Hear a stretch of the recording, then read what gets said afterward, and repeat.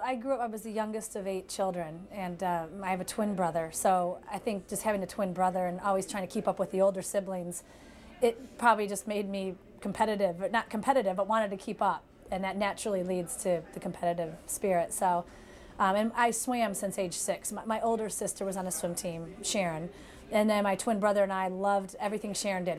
She was 6 years older, and we wanted to copy everything, so we begged to be on the swim team. And by age 6, my mom and dad said, okay, you two can join the YMCA swim team. So that's how it started. As a young person growing up, my mom was Catholic and always took us to Catholic church, and I think I went more out of the sense of duty at that point in time. But it was when I went to college at University of Georgia.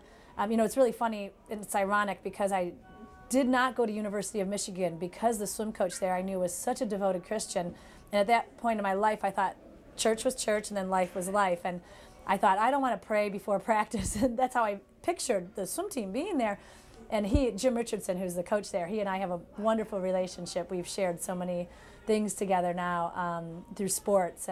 But I ended up saying, I don't want to go to Michigan because I lived really close to there too. It would have been a nice choice.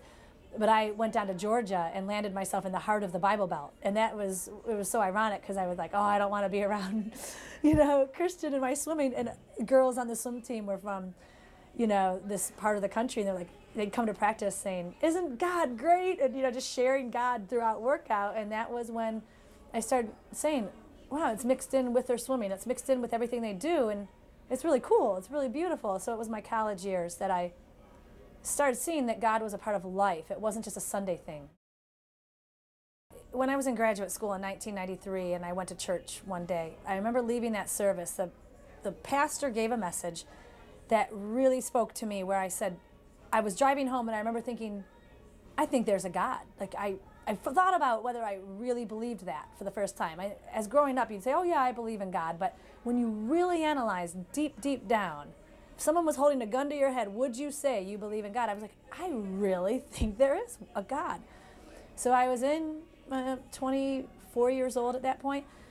So at that point, I believed in God, but and that was 93. And then in 1995, I was training to try and make the 96 swimming team.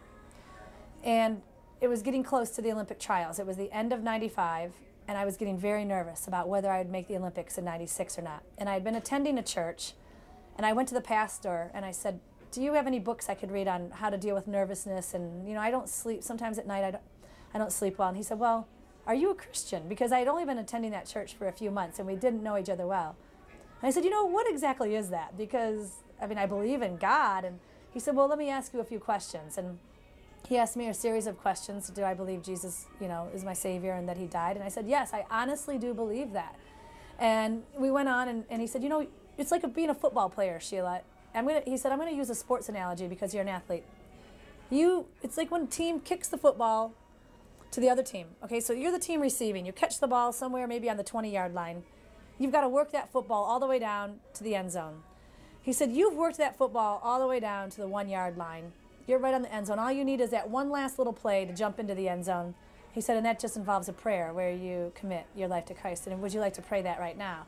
And I said, yes, I would. Is that what becoming a Christian is? And he said, yes, it's just committing and making that real intellectual and heart decision to do that. And so we prayed on that day, and so that was in the end of 95. And he never gave me a book to read, you know, to deal with nervousness, but it was all answered for me. I'm like, wow, how nice, how neat. In the Beijing Olympics in '08, when I tried the pentathlon, I only had 3 years to learn the three of the 5 sports of pentathlon. I had shooting, fencing, and riding I had never done. So when I did make the Olympic team and I was going to Beijing, I knew it could be a disaster. If I had a bad day, I was so new to the sport that it could be a really bad day. I also knew I had the potential to win the gold medal if I was having a good day for me in those sports. Well, the second event of the day is fencing, and it was a disaster, the worst thing I could have ever experienced in sports. If you had told me I would do that poorly, I'd say it's impossible to have that bad of a day. But it was happening, and I remember my older sister was there, Sudi. She's 16 years older, and I had a chance in between bouts to go talk to her, and I said, I'm miserable. I wish I had never made this team. I want to leave. I don't want to be here. And it was like God just spoke through her, because she said, you know what? You will not want. You will not want a thing. You will do exactly what you've done your entire athletic career, and that is you will keep fighting. You will not give up today. You will have the spirit you've always had as an athlete, because what you're doing is beautiful. So her words really rang true, and I said, you're right. And so after the fencing, we proceeded to go to our last 3 events, the 4th event being the riding. And in pentathlon, we do not bring our own horses. We draw a number out of a hat. And if you're a pure equestrian rider in the Olympics, you're riding on a horse that you've been training on 6 days a week for 5 to 6 hours a day. It's a $250,000 horse or $500,000. Pentathlon, these horses that we had in Beijing came off the racetrack just a year before the Olympics, and they trained them to be jumpers. And then on top of that, when we draw the horse, we've never met this horse before. We have only 20 minutes to get to know our horse in the warm-up ring, and then we go compete. And so my horse draw was Liang, and I was new to riding. I had only been doing it for 3 years, so it could have been a disaster. But when I got up to my horse, he had already ridden with a few other riders that day, and he had been a very sloppy horse, knocking all the rails down. Super brave. He wouldn't refuse to jump, but when he went over, he just let his legs hit anything. So he was just dripping with sweat when I actually got to mount him to do my 20-minute warm-up. And I said, come on, baby doll, just hang in there one last ride. If you could just give me a decent ride here. I know you're tired. And I think it felt like God just said, you didn't give up today. You had the spirit that, God was always a part of everything in my sports. It was a blessing. Everything would be for God's glory, and anything that's gone well in my sports. And it was sort of like that day he said, you kept that spirit through the really toughest of time I ever put you through in sport.